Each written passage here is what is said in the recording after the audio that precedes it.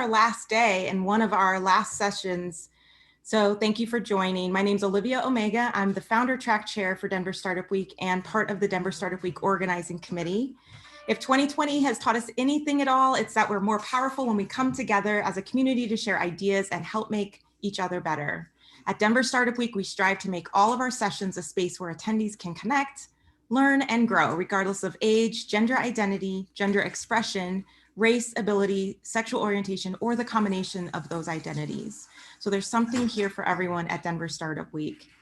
Again, thank you for being here, and a special thank you to our session organizers. And I'm going to pass it over and allow them to take it away. My wife.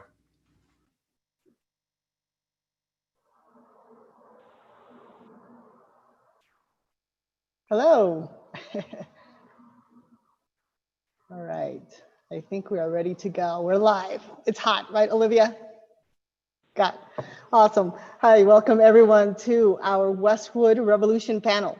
Today, we're going to unpack what it takes for one of Denver's low-income, primarily Latino neighborhood to work toward food justice and food access while simultaneously building a robust economic hub created for and by its community. I'm very excited to present this today with all of you. My name is Dina Paz, and I am the culinary director at Sterling Rice Group, a creative collective that builds and lifts brands into the cultural conversation through collaborative strategy, positioning, advertising, and insights-driven innovation.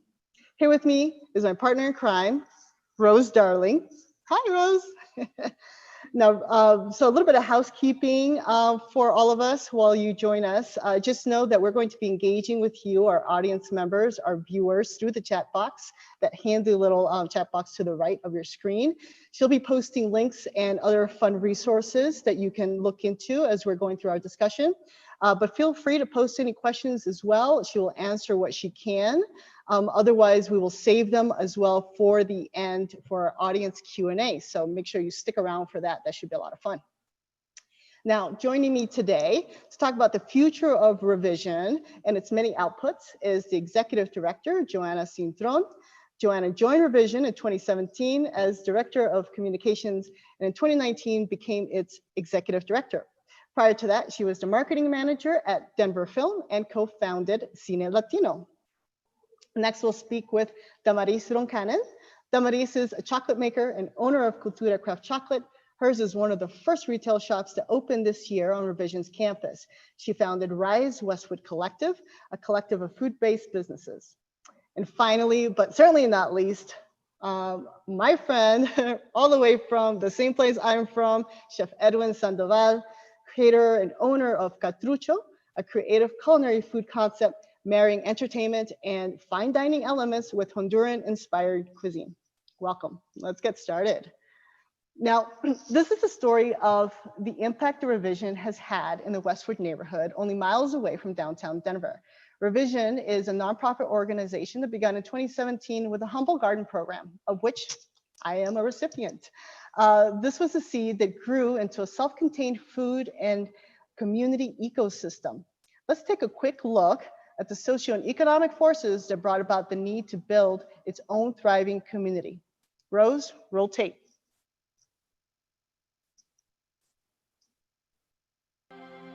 Denver's economy is doing better than ever, with unemployment rates at historic lows and a construction boom that is remaking many of its neighborhoods and skylines. It has been hailed as one of the best cities to live in the country, and people are moving here in droves. But not all of Denver is benefiting from this growth. Just 10 minutes from downtown, Westwood is a neighborhood that has been overlooked and neglected for decades. Westwood has always been a working-class neighborhood, a home to the people trying to create a better future for both themselves and their city as a whole. We are the workers that support the rest of Denver's economy. We build the houses, the roads, the buildings. We clean the offices, wash the dishes, maintain the parks, and fix the cars. What we provide for Denver, we lack for ourselves. Up until 6 years ago, our alleyways and even some of our streets weren't paved. Our houses are in disrepair. Our local businesses struggle. The last grocery store in Westwood closed its doors decades ago, leaving us with nowhere nearby to find healthy food. Our only options were miles away and less affordable. And despite having the most youth out of any Denver neighborhood, we don't have enough parks or safe places for our children to play. Years without access to healthy food and outdoor spaces have taken a toll on generations of our residents, so much so that a child born here will live 12 years less on average than children born in other parts of Denver. Despite these statistics, our community does not give up. We don't expect handouts. We know what it means to work hard. What Westwood lacks in resources, it makes up in other ways. Westwood is rich in culture, rich in family, rich in community. We are the heart of Denver's Latino community. Revision was founded on the belief that we can solve poverty by supporting communities like Westwood to create their own solutions. Promotoras are health champions. They inspire their families and communities by teaching them how to grow food, eat and cook healthy meals, and connecting them to additional community resources to meet a variety of needs. Empecé como participante del programa de Jardines en Revisión, después como una promotora. Después de bastante capacitación y desarrollo, entonces empecé como coordinadora del programa de jardines y ahora soy la manager del programa de REFAR. Yo creo que las promotoras hacemos una gran diferencia en la comunidad. El trabajo que hacemos realmente es importante y porque podemos conectar a las familias con los recursos que ellos necesitan, pero al mismo tiempo podemos guiar su voz, llevar su voz hacia las fundaciones, hacia las organizaciones, para que los programas estén realmente basados en sus necesidades y no sea nada más como alguien decidiendo por ellos, sino que ellos puedan decidir por ellos mismos. Los límites los rompí cuando empecé a trabajar en revisión.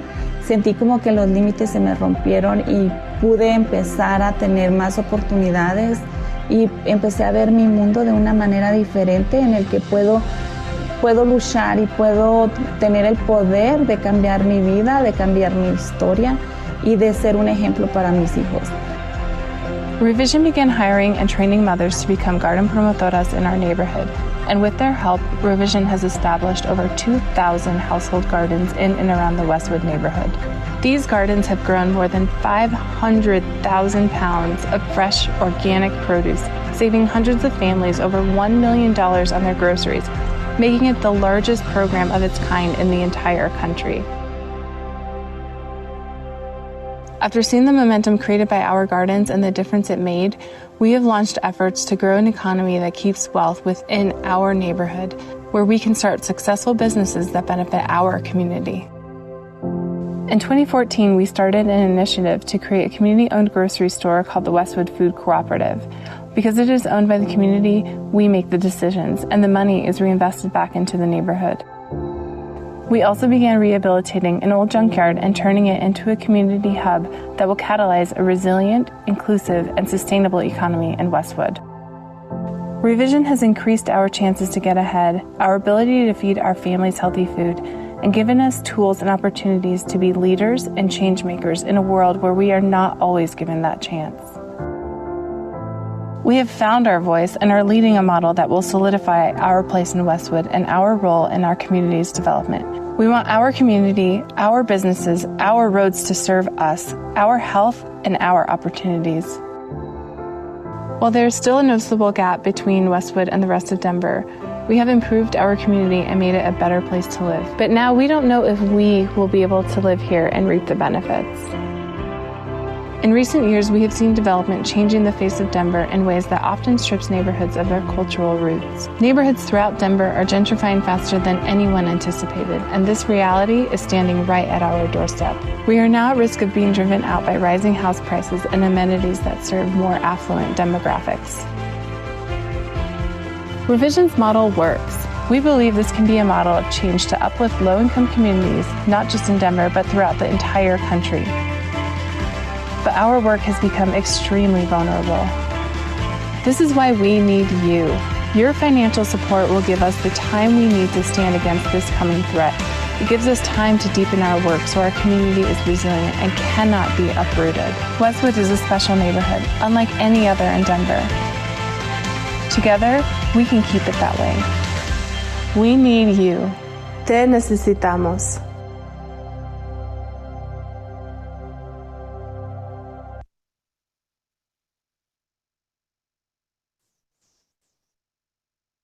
Awesome. Now, since then, what started as a humble garden program has exploded into a culinary, creative, and community access point that includes, and this is just a half of it, you guys, a thriving farm of organically grown produce that supplies fresh fruits and vegetables to residents and local fine dining restaurant concepts, an entrepreneurial incubator with a commissary kitchen, retail space, and an art gallery that hosts some of Denver's emerging Latino artists, a community-owned co-op and grocery store, community cooking and food preservation classes, and their community partnerships have extended to annual events, street fairs, and fundraisers to bring in chefs, musicians, artisans, and craftspeople into what was once written off as a marginalized neighborhood. Joanna Cintron, wow, what an accomplishment. Welcome.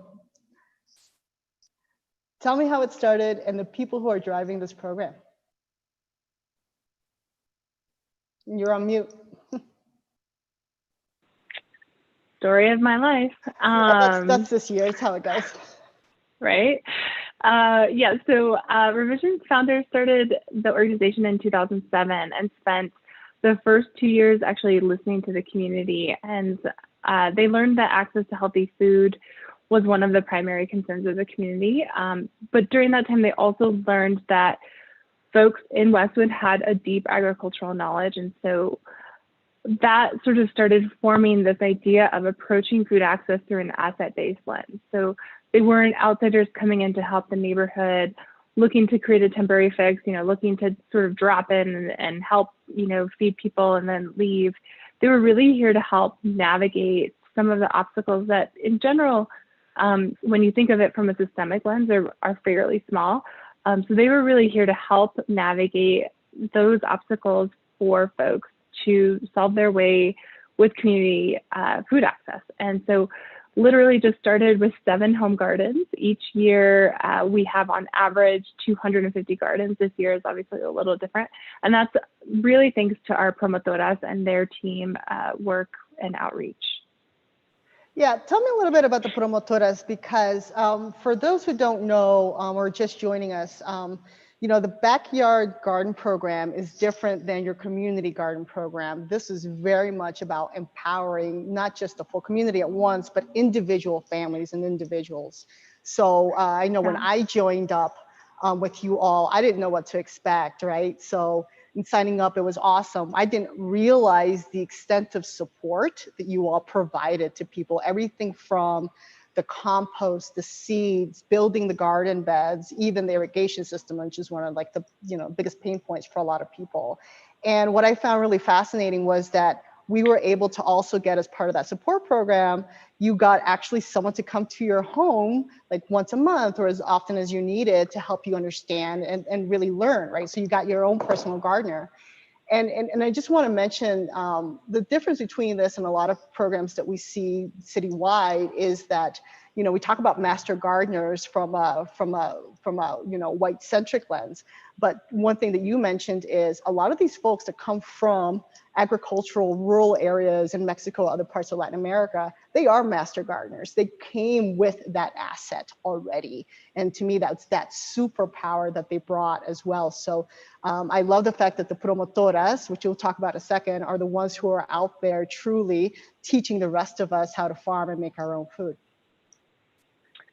Yeah, and thank you for framing it in that way, because I think so many times we forget our roots in this land because it was taken from us, and then we were then forced to work the land for no money. And so centering it around that and centering it back to our roots and back to the assets that we bring, I think is what makes us special and what makes us important. And again, master gardeners, you think of master gardeners as like a hobby, and it's a means of survival. It's a means of cultural connection, land connection for us. It's not a hobby. It can be a hobby and it can be great for our mental health or whatever.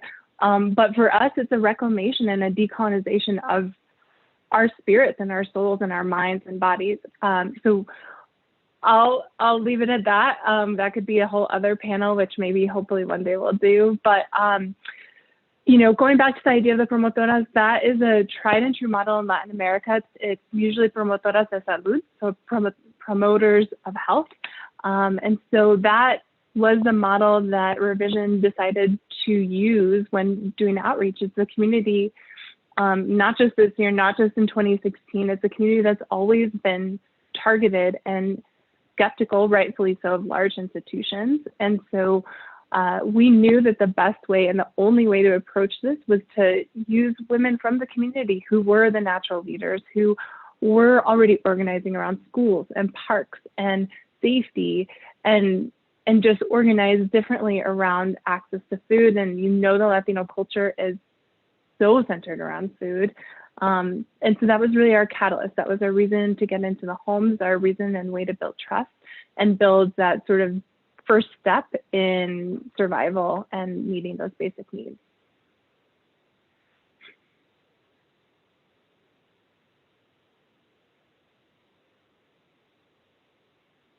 You're muted. We're going to take shots every time. We're gonna do afterwards. We're taking a tally. We're going to take shots. There's mezcal later. on the side over here. We'll be drinking. That'd be great. Yeah. Great. But I remember when I first came into this neighborhood, Revision was really one in this tiny little space that's across the street right now from me. Currently, for those of you watching, I am in its new location, or fairly new. Tell us a little bit about that growth, how you guys expanded your campus, because it went from just seeds, a small little administrative space, then the market, the farm naturally, and then you just recently, this was a junkyard where I'm sitting in right now, I believe, is that right? Mm-hmm. Mm-hmm. Yeah.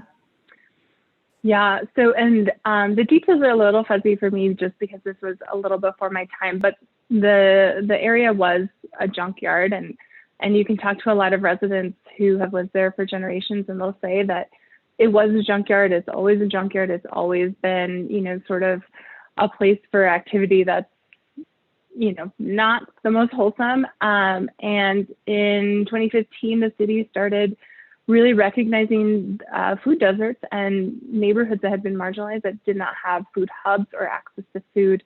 And because of that, we were able to acquire the space, and it took until now to clean it, amend it, renovate it, and build it to what it is. And then, I'll put the caveat that 2020 was going to be the big year to our coming out party, so to say. And it has not been, but it has been a really special year for many other reasons. But so Rise Westwood is really in its infancy, but has always been part of the Westwood and Morrison Road corridor.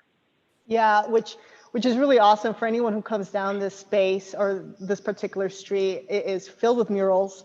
One of the things you guys do is you're partners, right, with D3, D3 Arts. So as there's street fairs down here, there are beautiful murals. I mean, it just looks amazing. But naturally, one of the things that this video that we just saw said was talking about gentrification, which I know we had talked about before, and that tends to be a real struggle for you. Yeah, I mean, building the problem is that building sustainable change and meaningful change takes a long time. And, the idea that a neighborhood can only start being nice for people who don't live there is the problem with gentrification.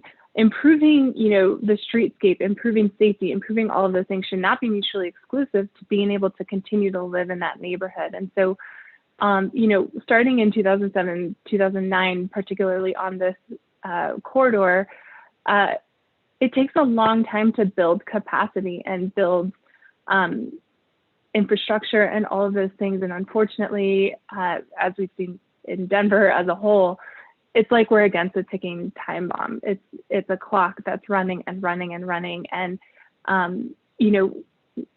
we don't know what our role is, but we do know that we are going to remain visible and on Morrison Road. And that's why I love, every time I drive down, I love seeing the colorful murals. To me, like seeing Cultura Craft Chocolate's Sugar Skull, it's beautiful, but it's also to me like very unapologetic, like we're Latino, this is a Latino owned business and we're here and we are on the busiest road in Denver and we're in your face and we're brightly colored and we're beautiful. And if we're going to improve this neighborhood and we're going to own businesses, it's going to be on our terms.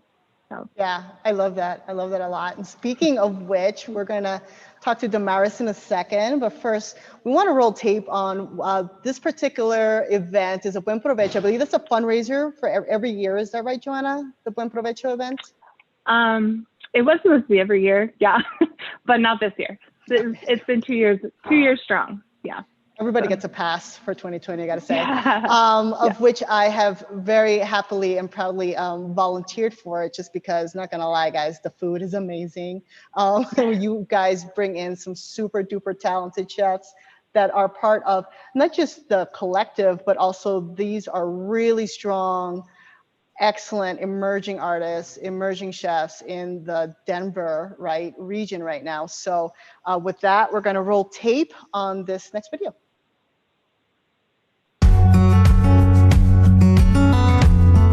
Food either brings back a memory or it helps create a new one. My father was a pastry chef. I knew I wanted to be a chef after my dad died because I wanted to live on his legacy. So my dad and I, we would watch Emerald live.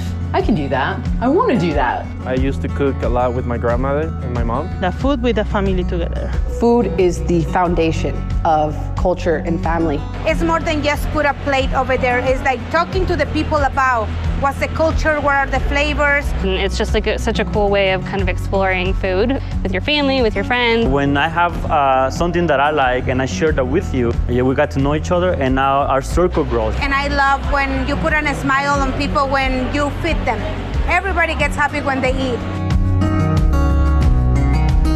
Growing up here in America actually kind of made me feel that I needed to hide my identity.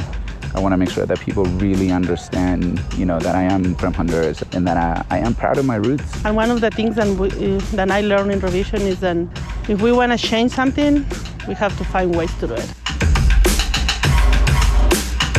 I was always more interested in other cuisines, but my own.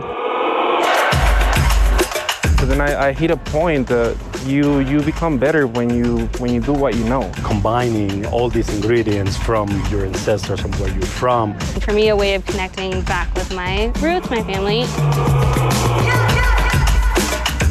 I hope they experience love. I hope they experience equality. It's imperative for not only the growth of this now generation, but healing for the generations before us.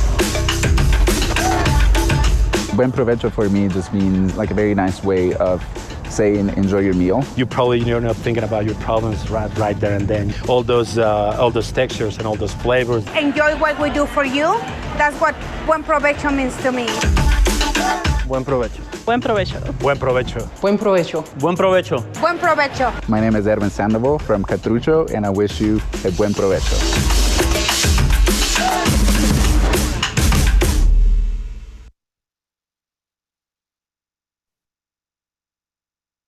Yeah, if that didn't make you hungry, I don't know what will. That's amazing, you guys. I just love that video. So with that, I'm going to introduce Damaris. Thank you so much for joining us today, Damaris. It's so awesome to see you. And just for everyone else, I came here earlier this morning with Rose. We were starving and Damaris was not even open. And she was as kind as can be, gave us some food, which is so typical of our people, and I just love that hospitality, and I thank you so much. But this right here, ladies and gentlemen, is probably one of my favorite chocolatiers that I've met. So welcome. Tell me a little bit, Damaris, about why chocolate and how did you get into that? Hi, Dina. Thank you for having me on this panel today. I started making chocolate back in 2012. I had spent some time in the restaurant industry, but I really feel like my chocolate journey started well before then. When I was a child, I used to go to Mexico with my mom and visit my grandmother. And one of my favorite memories was always going to the markets with her and then watching her cook. And my favorite drink growing up was her champurrado, which is a chocolate atole. And it was just so exciting watching her kind of use her molinillo to whisk it, grind her own masa, and that whole process was just so inspiring, which is what led me into the restaurant industry and my love for food. Chocolate to me just kind of felt like one of the perfect ways of trying to explore and connect with my own roots and my own culture, since it's such an integral part of Mexican culture, Latino culture, and that is how I got started.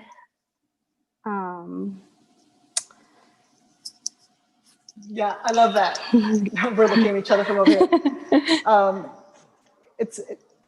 Can you hear me okay? Is there feedback? I think the sound's echoing a little bit. Yeah, I can hear you. Sorry. Are you muted? I don't think so. Can you hear me? Can you mute yourself? There we go. That's what happens when you're right next to the person you're interviewing. It's awesome. But really one of the cool things about meeting Damaris was when we first met was through Joanna, was through this collective. One of the things that I do for everyone who's joining us is, as culinary director, I mine top talent for a lot of our clients, large food brands, food service, and in retail, CPG, who are looking to understand culturally, right, what's happening out there. And the idea is to reach into the right places for the right projects. And when I found you, I thought, oh my gosh, like this is the right person that I need, because to your point, you are deeply connected and rooted into, whether it's chocolate, but specifically, right, Mexican cuisine and what you do, which adds the authenticity and you know, what we need in the work that I do. That said, I do recall that when I met you, you were just building out this retail space here on this very campus. And naturally, there was, as anytime you try to open up a new business, there's a lot of bumps in the road, for sure. But nothing is worse this year for operators, for restaurant operators and chefs, than COVID, right? That was probably one of the worst things that could have happened to a lot of us. But you did something that I thought was incredibly innovative. You pivoted immediately. Tell me a little bit about the collective that I believe it just came out of this situation from COVID. Yeah, so I opened in February and was open for only about 6 weeks and then shut down because of COVID, which was definitely like, you know, not how I expected my first year of being business to go. You know, as a really small business who just started out, you know, it was challenging trying to figure out what to do next. And I spoke with a number of other food-based businesses, predominantly here in Westwood, about some of the issues. And there weren't a lot of resources for small businesses like ours. Usually if you're just too small, no one really wants to help you out. And so we kind of all came together to create the Rise Westwood Collective, where really our intention is to support one another, share resources with one another, and be able to succeed that way. What we did when everything shut down is we created an online platform for us to be able to sell products together, and it allowed people to support multiple businesses at once, safely be able to get products from all of us, and you know, really help keep business and money in this community. What are you selling? So we do chocolate, of course, but the other partners include Cabrona Coffee, which was a coffee shop that was also supposed to open up right around the same time we were going to open. But of course, COVID put a you know, hold on their plans, unfortunately, and they're still trying to get open. So they do, you know, coffee and horchata. There's Ishtabai, who's also a tenant here in this space, who does the Mayan street food. There's Andrea from Four Directions Cuisine, who does indigenous inspired food and makes these really delicious blue corn cookies. And there is Mixteca, who owns a tortilla factory down on Sheridan off of Morrison Road, and makes freshly made like flour tortillas and corn tortillas that are delicious as well. And Calo's, of course, right across the street from us, which has amazing mole and Mexican food. You guys also started Sunset Fridays and Promotores, or Noche de Frida.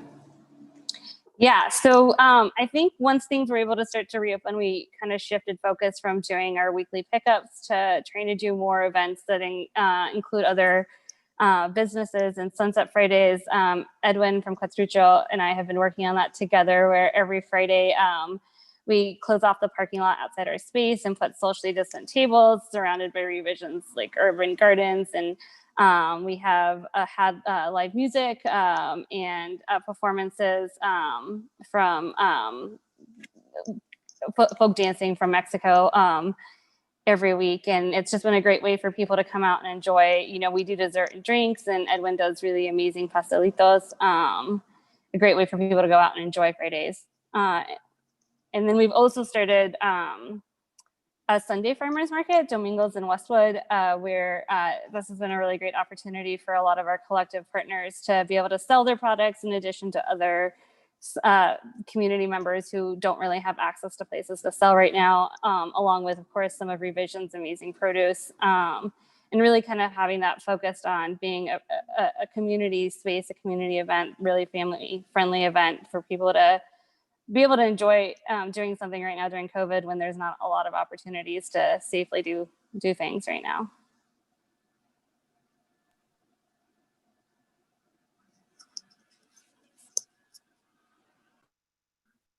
Awesome. That worked. Thank you, Damaris. Yeah, I think it's been really great because as far as even for me during COVID, right? Like I haven't really been wanting to go out or anything. So this has been just a great place to gather and bring my friends because of the open garden and the open seating you guys have done. And speaking of those pastelitos that you guys sell on Fridays, Sunset Fridays, they're amazing. They're awesome. They take me very much back to home, being Honduras, all the way back to the motherland for me. Thanks to the food stylings of my homeboy over here, Edwin Sandoval. Edwin, welcome. Tell us a little bit about Catrucho and yourself, and how did you get here, man? Absolutely. So before anything, I just want to make sure that I give you huge thanks to you, Dina, for pulling us all together to actually talk about this in such a big platform like Denver Startup Week. I think it's very important to have that little bit of Latino presence in a lot of these businesses. Since we add so much to the actual economy of the country and the city and our neighborhood. But for me, one of the things that I want to talk about is just a little bit about how my concept of Catrucho got started. And to be completely honest with you, I got to a point in my life where I feel that a lot of chefs get to. There's a point where we feel like there's no return. We're looking back at our career, and at least for me in my own personal experience was about looking back at 12, 13 years of dedicating myself to cooking and finding myself in a space where I just felt like I wasn't going any further, that I didn't, I knew that I wasn't going to own a restaurant anytime soon. I knew the restaurant owners that I was working for, that were in a similar space for me, where they were just trying to make it. So for me, I felt like I reached the point where I was capping off. And Catrucho had been one of those things that I had been playing around with for a few years, leading up to that point. And it was just kind of me trying to figure out a way to escape the food industry without necessarily starting a brand new career. I wanted to make sure that the passion and the love that I had for cooking continued, but I knew that I needed to, in a sense, create my own lane. And with Catrucho, that's essentially what I wanted to do. I wanted to base my concept in something that was dear to me. I wanted to base it on something that it allowed me to have multiple platforms. As I didn't want to be just a brick and mortar. I didn't want to be a food truck, and I didn't want to be a caterer, but I wanted to be able to collaborate with a lot of different artists. And I also saw myself more as an artist than I did as a chef. Food for me has always been a way to express myself. So Catrucho came about the fact that back in Honduran history, there was an army general whose last name was Satruch. And he was defending Honduras from an American invader who wanted to promote slavery. He was actually set up in the small town in Nicaragua. And what happened was the people from Nicaragua did not know how to pronounce his name. So they were like, how do we go about pronouncing this X? Is it Satrucho? Is it Satruch? What is it? So eventually they started calling him and his troops Satruches, Catruches, and eventually what we're known now, all over the world as people from Honduras, they call us Catrachos. So for me, I knew that I didn't want to let go of my Honduran culture at any point in my life, and I felt like this was a way for me to hold on to that and make sure that I always put food forward that actually meant a lot for me, something that I wasn't just going to slap together in a sense, and I think that's kind of where we are. We're in a space where we feel very proud to be, to just be showcasing our culture, and especially here in Denver. You don't hear a lot about people from Honduras. So for me, I wanted to take a chance, and I wanted to put myself out there. I wanted to put my concept, and I wanted to kind of roll with the punches, and it's been about 3.5 years. The concept itself has been in the works for about 5. But it's been a project, and I hope to continue this project going for a while. Yeah, I think one of the things that really excites me about what you're doing, Edwin, is that, a lot of people, I've worked in the food industry now for 20 years, right? And so you made a good point when we talked earlier on, is that it's very Eurocentric. Certainly when we go through culinary school, right, it's based on the French brigade system, Italian food, French food, those tend to be the seminal cuisines that we talk about. But we fail to look at, the deep, rich history of Mexican cuisine, or even broader than that, the diversity and the variety across Latin America and the different kinds of cuisines, right? I mean, literally, we have probably 20 different tamales across all of Latin America, right? No tamale is the same, if you will. Absolutely. But that being said, a lot of people don't think about Central America that much. I'm kind of with you on that. And so I love the spin that you do and that you bring to the food. You elevate it, you bring it up, right? It's not just Latin American street food and that's it, this big broad thing. It's actually more regionalized. Absolutely. It has a lot, right? Even within that country, there's a lot of nuances. That being said, tell me a little bit, I'm going to pivot a little bit, because a birdie told me about a project that you're on, one of like the thousands, because you're a hustler, I know that, what is that? You're doing a cooking school, a youth program, culinaria? Yeah, absolutely. So, thankfully with a lot of the support from Revision, they reached out to me and they asked me if I was interested in teaching cooking classes or cooking demos to younger kids. And for me, I feel like cooking was such a way for me to kind of step away from a lot of things that weren't ideal, in my youth, and it just made me feel like I could essentially just develop like this alter ego, if you will, and that became myself as a chef, and one of the things that we wanted to do with this cooking classes was like really focus on the fact that we wanted to have a person of color. We wanted to have somebody from the Latino community to actually come in and teach some of this, some of this cooking demos. And the whole idea behind it is to make it nutritional, to make it very healthy and very balanced when it comes down to, the ingredients that we're using. But the whole idea as well is to kind of show people that our culture, our food shouldn't be perceived as cheap, that there is ways to make it and to dress it up in a form that can become a business. And for me, that's essentially what I've been trying to do for the past 3 years with Catrucho, is trying to find ways to elevate it and to make sure that people receive, this image of the Latino culture and Latino food that is a little more than just saying, you're selling tacos, there should be $1.50. And for me, my culture is, is pricier than that. And we were able to receive a grant from Denver Healthy Food for Denver Kids, which has been amazing. So for me, I'm really, really excited to be teaching this course for about 8 weeks. And then I think we're going to try to do it for another 8 weeks. But we wanted to base culinaria on Catrucho. I just always like to play off of the concept. But yeah, I'm really excited. I'm super stoked to be able to teach, kids how to cook. And the idea is not to, put the seed into anybody's mind to get into the food industry, but more or less kind of give them an idea as to how to have something to fall back on, to push into, to sort of chase something a little bigger. But at the end of the day, to say, well, I met a chef, when I was 12, 16 years old, and he came from the same background as I did. He went through the similar struggles.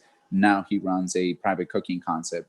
Hopefully, a few years from now, we have ourselves in multiple locations so they can look back and say, that's a role model. Because I think for me, the biggest thing that I experienced in the food industry is that I never had a chef of color. So it made me feel that the most that I could do was wash dishes, prep cook, line cook, but I could never ascend to the point where I was the executive chef, the chef de cuisine, and when I started achieving those roles, I essentially started convincing myself that there was no limit.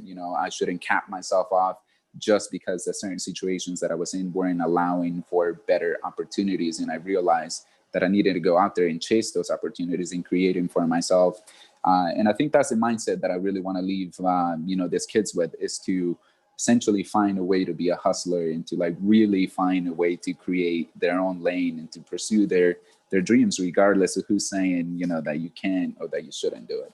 Right. No, I love that, man. And way to be a good model on that. And I think we could have a whole other panel discussion for sure, right? On what it means to be a chef of color and trying to come up for sure and break those barriers. Yeah. Absolutely. So I'm going to pivot. I'm going to go back to Joanna real quick, because I do have a question for Joanna in regards to feeding the community right now with COVID and the challenges. You know, we're talking about these wonderful chefs and this incubator and this entrepreneurial incubator we have right now, but you're also doing above and beyond that with Revision. You are, I think you have every Wednesday. Tell us about that, you know, that feed program that you have going on to ensure that people in the community are not just getting like food boxes filled with processed foods, but they're also getting some, I think, some healthier options as well. Is that correct?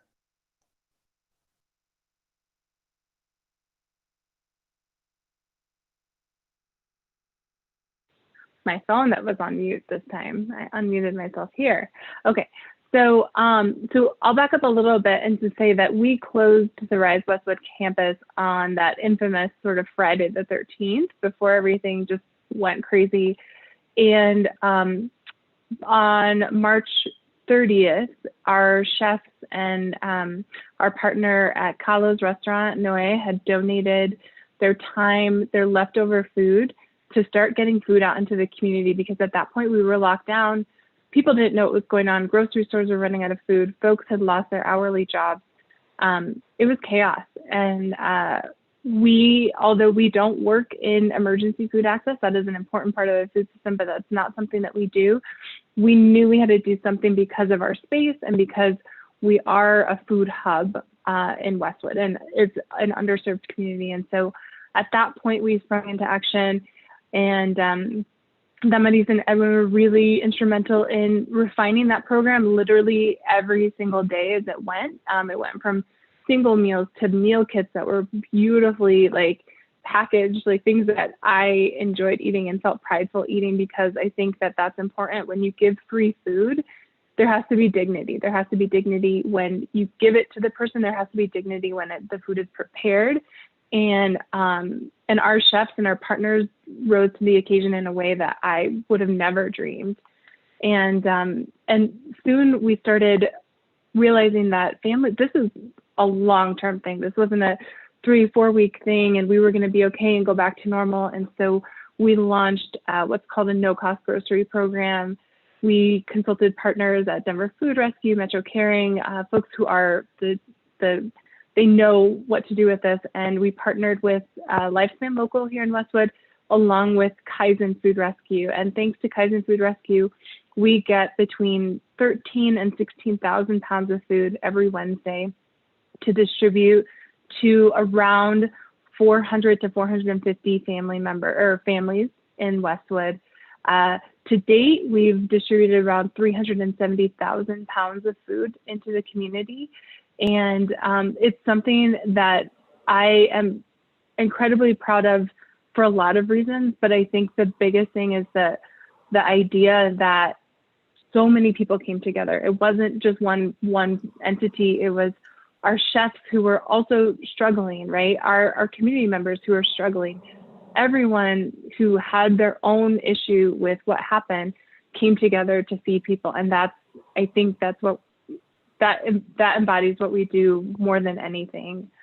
So certainly a silver lining for this year.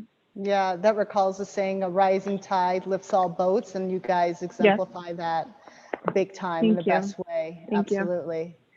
Thank you for providing that for the community for sure. And I also know that you guys, as a community space, you've done COVID testing through here as well. And you've also hosted a few celebrities have come through. Tell me about a certain cellist that came by and visited you guys. Yeah, for 2 years in a row, we've had our buddy, our homie Yo-Yo Ma come through. He came through first in 2018 for his Culture Connects Us tour, and he did his beautiful event where so first of all, it was a concert, just him and his cello at Red Rocks, which was breathtaking, but he, wanted to make sure that he was connecting people to music and to his message. And he knew that going to Red Rocks is prohibitive and it's expensive for a lot of people, especially a show like that. And so he made it a point to spend the day before his show visiting communities, and we were lucky enough to host him. And we brought about 40 community members on a bus over to Red Rocks to experience the concert. And then he just, he can't stay away. He came back last year too. I think it's the food personally, but I'm biased. But yeah, we've had a lot of luck with some visibility. And I think it speaks to the authenticity of who we are. We are who we are.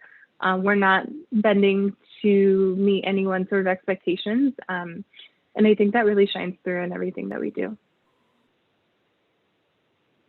I love it. It really is all about the food. That's the big connector. Always about the food. Always, yeah. We have 10 minutes left. I want to make sure we get some audience questions. Rose, what do we have? All right, here we go. This one is for Damaris. Is it possible for a new business to join the Westwood Collective? If so, what's the process to apply?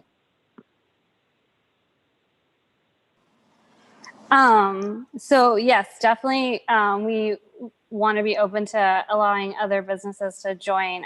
We actually recently just received a $5,000 grant for the Strengthening Neighborhoods grant for the Rise Westwood Collective. And so we're meeting as a group to kind of try to see how we can expand the Rise Westwood Collective and make it a little bit more accessible to, people who are just starting out their small businesses and what resources we can share with them. And so we don't have a set process for adding on new collective members, but definitely anyone who would be interested could certainly reach out to us. I think you have the email address that's strongertogether@risewestwoodcollective.com to talk more, because we definitely want to try to be inclusive of other businesses as well.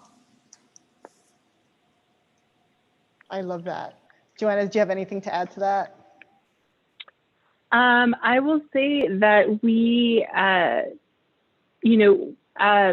working on trying to build the entrepreneurial sort of landscape of Westwood. And so I think one of the best ways to do it is to join up on the Sunday markets, because I think a lot of folks are using that platform to say like, oh, this menu works great, this item sells really well, or this price point doesn't work well. And I think one of the best things you can do is just like try. And I think what I like about our model is that it's not prohibitively expensive to get in on it. It's not, there's not a lot of obstacles to try. And so I'd say come through on Sundays for sure, and just, and start that way and test your audience and test everything.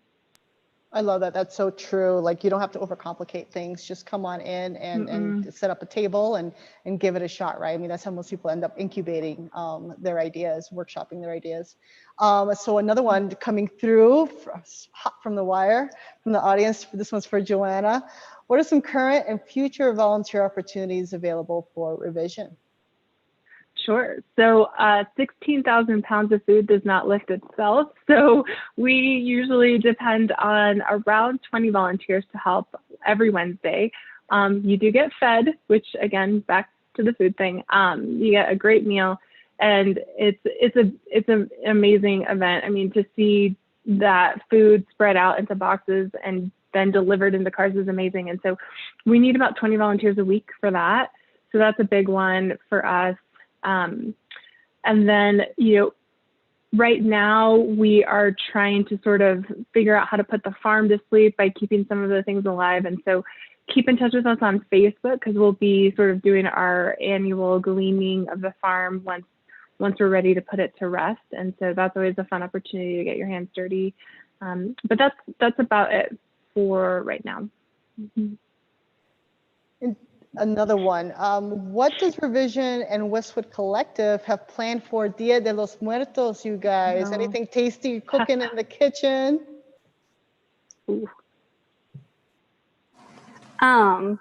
So we don't have our plans completely solidified yet, but we are trying to hopefully create a community altar here on site. And I know that there's been some talks with some of the people with Revision about doing a Pan de Muerto cooking class. And we hope we'll definitely publish all that details of the events that we're planning on the Rise Westwood Collective site or on my social media pages as well, as we solidify those details. Can I also chime in really quick? We're doing this really amazing event next week with Colorful Colorado Collaborations, a new collab with Celeste Alegría and our friend Alejandro Flores with Stoke. And they'll be doing a concert on site on Thursday with Pink Hawks, a really sweet Latino band, food, dessert, music, again, really, really cool. That's next Thursday. And Damaris, are those tickets, they're at the Rise Collective site, correct? Yes, they're on the Rise Collective site. There's a Colorful Colorado Collaborations tab on there for people to buy tickets. I love it. And if you don't have a date yet, Joanna, I'm your gal. So are there Latino heritage recipe resources for produce grown in our respective gardens? I love that. That's a great question. Any cookbooks, guys, that you can recommend or other resources maybe online for some healthier recipes? Well, it just so happens our promotoras dropped a cookbook last holiday season. So you can definitely look that up. I'm gonna promise loosely that we'll have some sort of holiday market here in December. And so certainly you can buy that, and that's always a great fundraiser for us as well. So I'll leave it at that, but I bet Edwin and Damaris, you've got some insight on that as well. Yeah, so I have the Catrucho cookbook dropping in 2022, and that's going to come with a complete set of DVDs as well. But honestly, like for me, I'm in the same boat. I'm actually looking for, for places that I can find some authentic recipes. As of right now, what I've been doing is just kind of putting my own recipes together, and then just testing them out here at Revision. One of the ones that I've been trying out quite a bit has been my sofrito, which hopefully make that available to other people. And then we're also working on something super cool with Denver Botanic Gardens for some mole as well. So there's a couple of things. I got to interrupt you real quick. You said sofrito, and Edwin, you got to promise you got to keep this under a minute because this is awesome. But tell me why sofrito. Give me the G word. What happened? What happened? So for me, honestly, I love sofrito. It's one of those things that I grew up eating, and essentially my grandma used to put sofrito in everything, and in Honduras it would come in this weird packaging, and for me I always loved that taste. But as I kept, as I grew up, I was like, there has to be a better way to do this from scratch. And for me, having the the garden here at Revision, having tomatoes, peppers, garlic, and onions coming out of it, it was just the perfect recipe to do. And I call it a heirloom sofrito because there's like at least 10 varieties of tomatoes in there. I love it. I love that you're doing that. It's one of those staples in Latino cuisine. It's like, for those who don't know, it's like the mirepoix in French cuisine. It is the foundation for a lot of our stews. So then I think we are done with audience questions. I'd like to leave the last word to Joanna. We have just a few more minutes and maybe there's some time for the rest of the panel, but really just thinking about the future. What is the vision of your future for Revision? Yeah, I think that, I've been thinking about this a lot, and I just have to say something to Governor Polis, if you are listening. We are fighting to change a system. That system is the basis of Black Lives Matter. That is the basis of food access. And I personally want to say to free Terrence Roberts, I think the charges against the protesters and the organizers of the protests in Aurora are heinous. And I'm going to use this moment to just say something about that. And the reason I say that is because our fight is your fight. Food access, Black Lives Matter, systemic racism all come from the same place. And hunger is a manufactured issue. There is more than enough food to feed the whole world around multiple times. And for me, I want to change. I want to challenge that system. And we're starting, and I want to take it further. I want there to be no limits to what a community can do to solve the issues that have been keeping them marginalized for years and years. And I feel really passionately about that. And food, obviously, for me, is important. My family is from Puerto Rico. We are farmers generations back, and the connection is full circle. And I want to see systemic change, and I look at what we're doing every day, and I feel so proud of how we are challenging the systems and how we are flipping things on their head. And give Edwin, Damaris a couple minutes to say something too. You can go ahead, Damaris. I'll go last. I'm just so grateful to be part of a team of other chefs and partners who just really are all working together to really try to create change and really kind of create this Latino hub here on Morrison Road. And I think especially coming from craft industries in general, they're pretty dominated by white men, beer, coffee, everything. And it doesn't really feel really accessible to a lot of people. And I just love that we're working to create a space that feels really accessible to Latinos and the people in this neighborhood. And I hope that we find a way to make it change in a way where people here, I know gentrification is happening, but aren't pushed out, and that this feels like their space too. And that's always been really important to me with the space that I'm creating with Cooperative chocolate. Awesome. And I think my last 2 cents for me is that I just want to make sure that people understand that my take on cooking and my outlook on how I'm running my business is not to exclude anybody. My biggest thing is to include the people that have always been left out, and that we're now trying to find ways to make sure that we count at the table, and I don't think that there's any, anything negative about that. I think for me, what I want to do is I want to look out for the people that look like me, and I want to make sure that they have the opportunities to be successful, so we can develop, this well-being generations to come. Thank you all so much. Very powerful words at the end to finish us off. I want to thank our sponsors. I want to thank Denver Startup Week. I definitely want to thank so much our panelists. This was a very inspiring and awesome discussion. Thank you all for joining us today. Absolutely. Thank you.